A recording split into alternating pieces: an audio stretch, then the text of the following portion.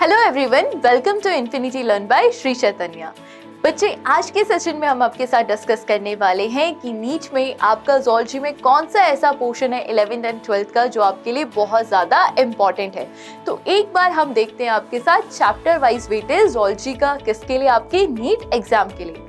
तो सबसे पहले अगर हम बात करें, आपको आपके स्क्रीन पे ना पूरा एक चार्ट दिख रहा होगा, है ना। ये किसके लिए, आपका 11th एंड 12th के आपके वो चैप्टर हैं जो नीट में काफ़ी ज़्यादा आपकी वेटेज रखते हैं, जिसमें अगर आप अपने पेपर को एनालाइज करो तो आपको इतना पोर्शन इनका मिलेगा। फर्स्ट अगर आप पहले चैप्टर की बात करो, that is the animal kingdom chapter. ये आपका 8% वेटेज रखता है, इंपॉर्टेंट चैप्टर है, एग्जाम्पल बहुत ज़्यादा इंपॉर्टेंट है यहाँ पे। सेकेंड अगर आप बात करो स्ट्रक्चरल ऑर्गेनाइजेशन इन एनिमल्स, इसका ऑलमोस्ट आपके पास 6% का वेटेज है। देन अगर आप बायोमोलिक्यूल्स की बात करो तो ये 10% वेटेज रखता है। फिर आपका जो सबसे इम्पॉर्टेंट यूनिट है ज़ूलॉजी में आपके क्लास 11 की, that is a human physiology. बहुत इंपॉर्टेंट है, सबसे ज़्यादा क्वेश्चन आपके 11th में इसी यूनिट से पूछे जाते हैं। इसका ऑलमोस्ट आपका 21% का आपका वेटेज है।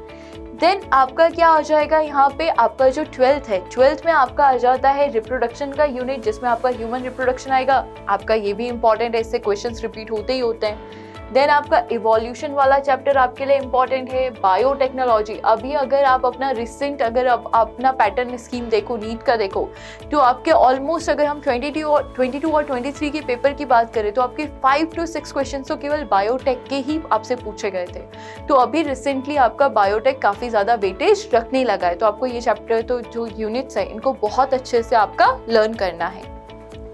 अब अगर हम चैप्टर वाइज वेटेज की बात करें क्लास 11 की, तो जो एनिमल किंगडम है इससे ऑन एन एवरेज आपके 4 क्वेश्चन पूछे जाते हैं। स्ट्रक्चरल ऑर्गेनाइजेशन से आपके 3 क्वेश्चन ऑन एन एवरेज पूछे जाते हैं।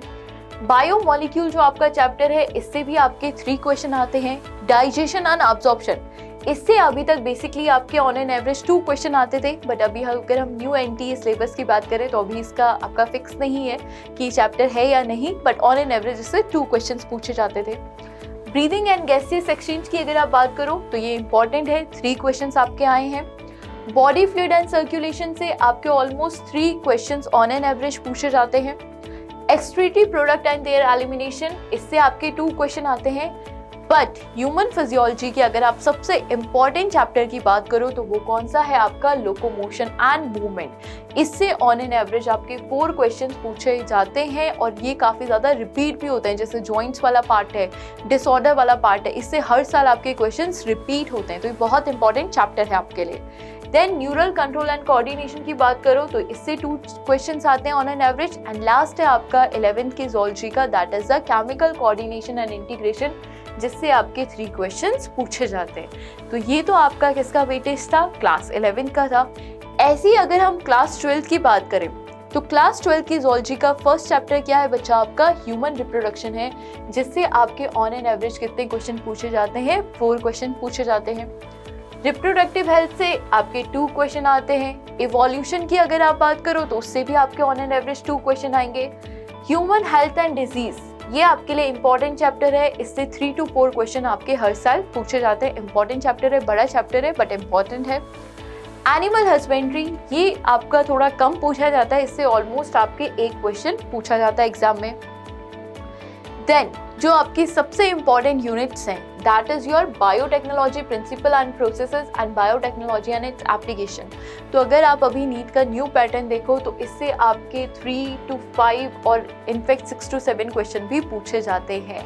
तो ये आपके लिए अभी 12th में सबसे ज़्यादा इंपॉर्टेंट चैप्टर है, बिकॉज अभी कुछ टाइम से इसका वेटेज नीट में काफ़ी ज़्यादा इंक्रीज हो गया है। अगर आप अभी प्रीवियस ईयर उठा के देखोगे 22 का, 23 का, 21 का, तो आपको ऑलमोस्ट 5 to 6 क्वेश्चन तो केवल बायोटेक के ही मिलेंगे। तो इसको आपको बहुत अच्छे से ध्यान देना है, बहुत स्पेसिफिकली आपको इनको अपना पढ़ना है।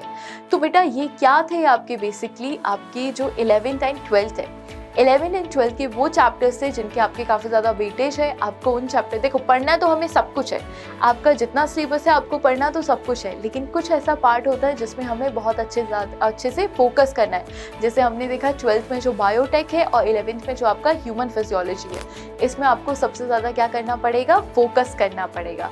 तो आपको पढ़ना बेटा, अपनी पूरी एनसीईआरटी है, पूरा सिलेबस पढ़ना है, बट इन टॉपिक्स पे आपको अपना स्पेसिफिक ध्यान देना है। तो बेटा थैंक यू सो मच।